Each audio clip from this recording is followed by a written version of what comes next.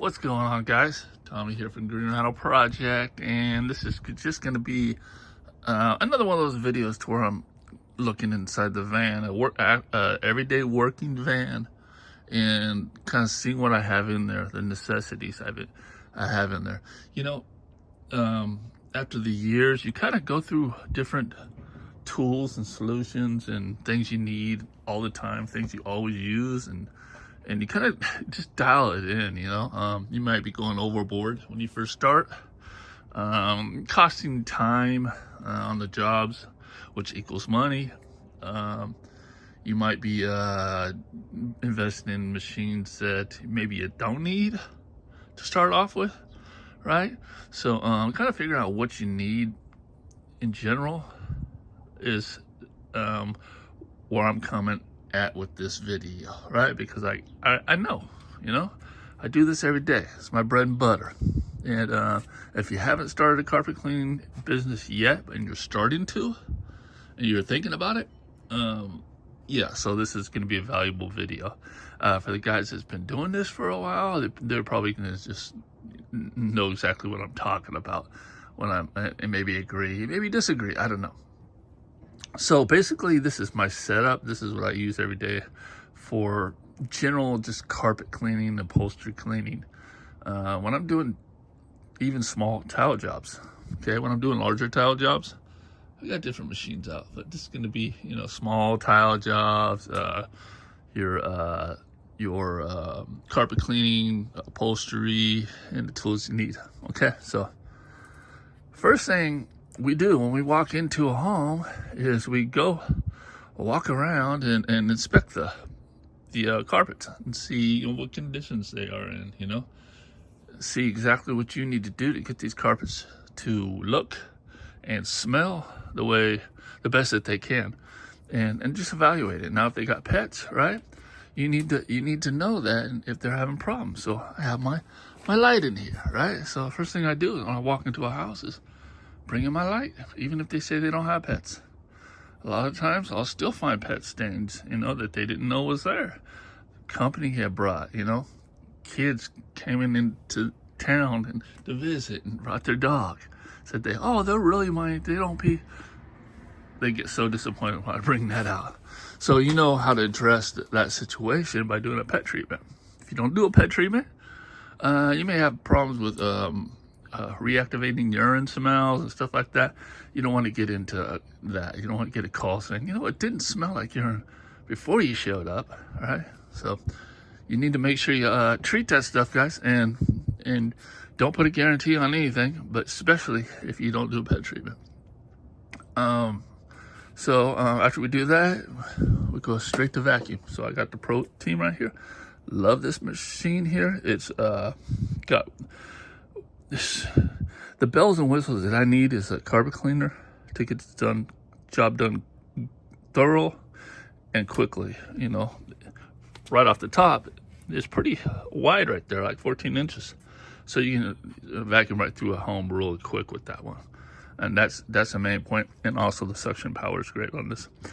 The extension cord is really long. I can plug it, in most houses, I can plug it in one room and vacuum the whole house. So it is bagged, but the bags last, a week for me at least.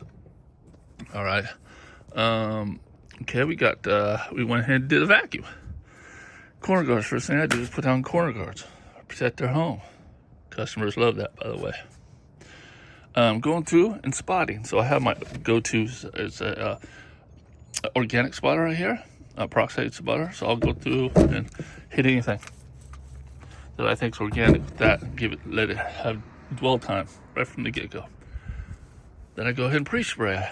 This morning I have my pre-spray all mixed up. I already know the size of the home. It should be fine. If it's extremely dirty, I will boost it. I have my boosting right here. But normally about 95% of the time, 90% of the time, this is all I need in any situation, okay, for carpet, tile, and upholstery. All right, so I'll pre-spray, and then I'll scrub it. So I have my CRB back here. It's a small 10-inch sharp. I have this one here. I can even use that as a CRB, which I have for years. But if the carpets are not really that bad and it's just, you know, traffic areas, maybe a little bit, I'll just bring out the scrubber right here. Get this at Home Depot for about 15 bucks, right? That could be the poor man's CRB for you until you get one of these machines. So if it's really, really dirty, you're gonna have to put a little bit of arm power in, but you can get the job done and get a job done well with even something like that. Yeah, that's more impressive when you bring it in the house. Start doing that. Customers like that too. It does have counter rotating brushes, so it picks up pet hair and helps out with that. But these also pick up pet hair too. All right, so if there's pet hair in the carpet, and after scrubbing, you can see all kinds of pet hair piled up. So that's a cheap alternative if you're just getting into the business. You don't have a lot of money to spend. That's gonna be your scrubbing device right here. This is a carpet rake back here. That's more for grooming and if you're laying down carpet protection and stuff like that. For me. Okay. Then I'll hook up my water. Right to the house. I got this. Right here's a regulator, so it doesn't put the pressure too high through the hose into the machine and overflow the water tank. You still have to monitor a little bit because sometimes it will, but that takes care of the majority of the time. I will pull out my hoses. This is your vacuum hose, and this is your solution hose. Bring it right into the house. You know, it's very impressive because I'm protecting the corners with those. And then I extract, and I have my wand back there, standing up back there. See that? Now that's an expensive wand. There's a swivel wand. These are about 1,500 bucks. I think that one was about 1,200 bucks. But depending on who you get from, the price can vary. I got that one from Wanders. It's served me well. $1,200 wand swivel. You can go underneath beds with that and stuff, you know. And actually, recently just did a house, so I won the bid for doing all the area rugs in this home. I mean, it was $700 worth of area rugs. And the reason why I won is because I was able to get underneath the bed with that wand. And the other carpet cleaners who quoted on it couldn't do it. So I got the job. All right, and I even asked them, that's why. So then I extract with that. I'm not gonna get through the process of doing that, but if you watch enough videos, that's how you rinse everything out. Okay, so if your prep's good, that rinse is gonna go well. Okay, it's my spotter bag too. If I come across any areas that have ink or whatever specialty stains, you know, artificial stains, paint, it's all in here. This is just from leaking and stuff, but I keep telling myself next time I do upholstery, I'm gonna go ahead and rinse this out and get all that solution out of there and make it look better. But that's speaking of upholstery, that's my upholstery tool.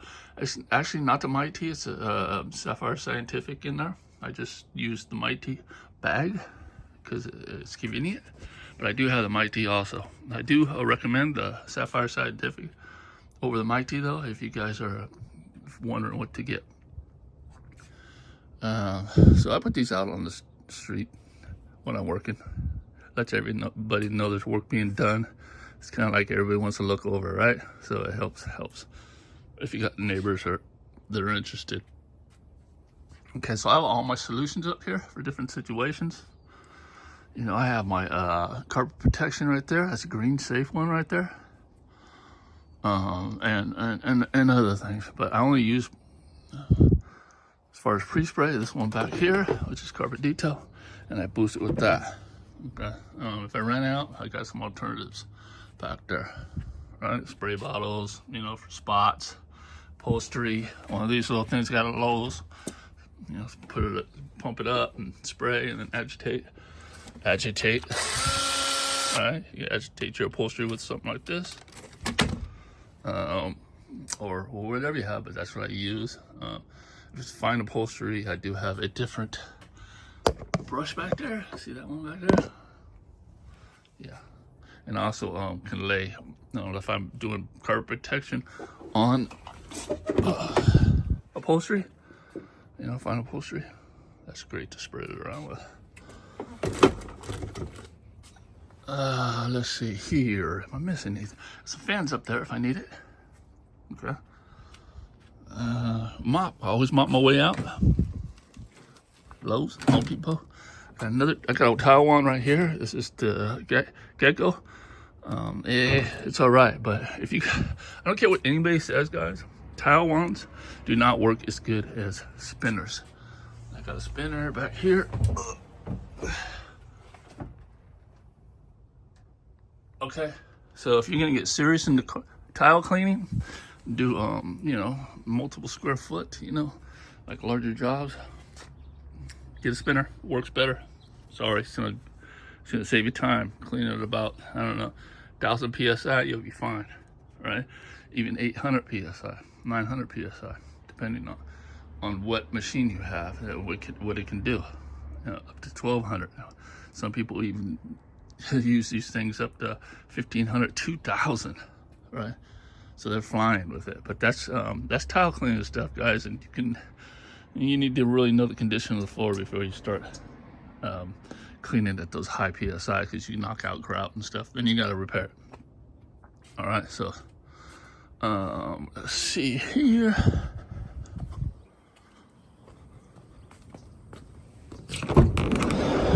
This is the machine that I run. This is Titan 425.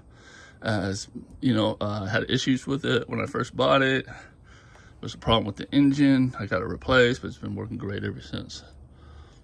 So yeah, it's never no guarantee when you buy a machine. So, but other than that, it's working great, guys. This does have a limit of 900 psi on here for tile cleaning, which I'd hated, but there is, guys. Don't tell anybody. All right, just between me and you.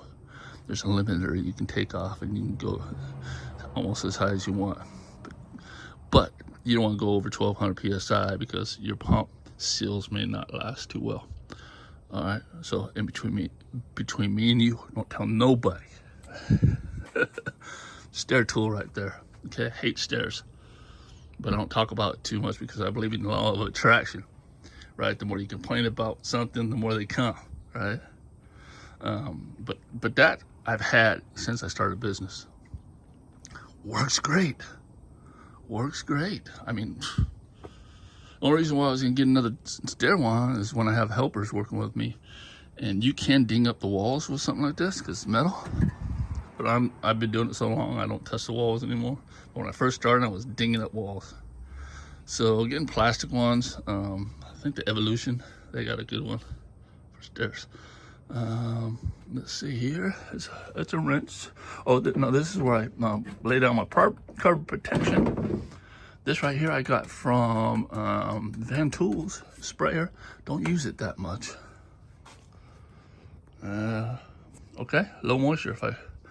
If a customer wants low moisture, machine right here. Okay, got some pads in here somewhere on hand. Or if something happens to my machine on site, I can always resort to VLM backup plan. Okay, you learn that type of stuff after you've been in business for a while. You need a backup plan. You never know what's gonna happen. This filter, you hook up to your vacuum lines, filter out any stuff that your wand is picking up, and so it doesn't go into your waste tank. There is also a filter in there too, but you want to keep as much out of there as you can. You know, catch it before it gets to that. Am I missing any more? Am I missing anything else, guys? Okay, a little tool bag right here with all the stuff that I might need on the job. This is where I rinse out, or I drain my tank, so the dirty water comes out here.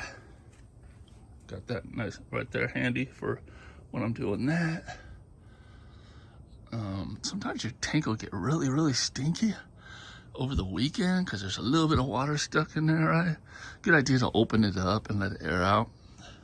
But sometimes you just, you know, it just happens. So this stuff right here, guys, you get at Lowe's, it's amazing. I'll start up my machine, and first thing I'll do is because this is where I hook up my vacuum, I'll spray some in there, and all of a sudden my machine's blowing out nice citrus smell instead of some foul, nasty stuff. And I have stunk up neighborhoods, guys. It's embarrassing. It's nasty. So that stuff's really strong too for like if you do a pet treatment, and when you're doing heavy pet treatment like urine, and what happens is the steam, it raises that urine smell in the air, all right, and it kind of smells. So you use that stuff, a couple of sprays, and neutralizes everything out. Great. It's the best. Well, the best I've used. Okay, you might have better, I don't know. Oh, hand spinner tile tool right here. Okay. Oh, and I have a steamer back here. This is the Namco steamer. It's for red stain removal. Okay, I got a measuring device there for measuring square footage when I'm doing estimates. I got different hand scrubbing tools back there. Yeah. All right, guys. That's it for this one. So if you like this video, go ahead and let me know below. If you don't want to put a big old comment, just put a 1. All right. Like it, definitely.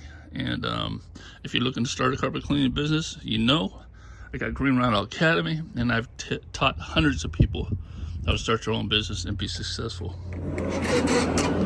It also has a Green Rhino Academy Facebook group you can join after you join my school.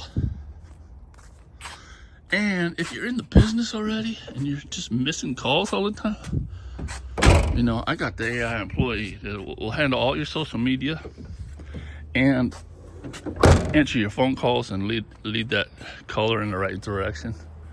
I use online booking a lot, so about 90% of the time my AI reception is answering the call, sending the caller my booking link straight to their phone, and I get appointments booked overnight while I'm sleeping sometimes. So yeah, good stuff, guys. So yeah, I got that link below all my videos, and yeah, I got a whole bunch more stuff if I need it. Tile cleaning, all kinds of stuff here, guys. All right, see you in the next one.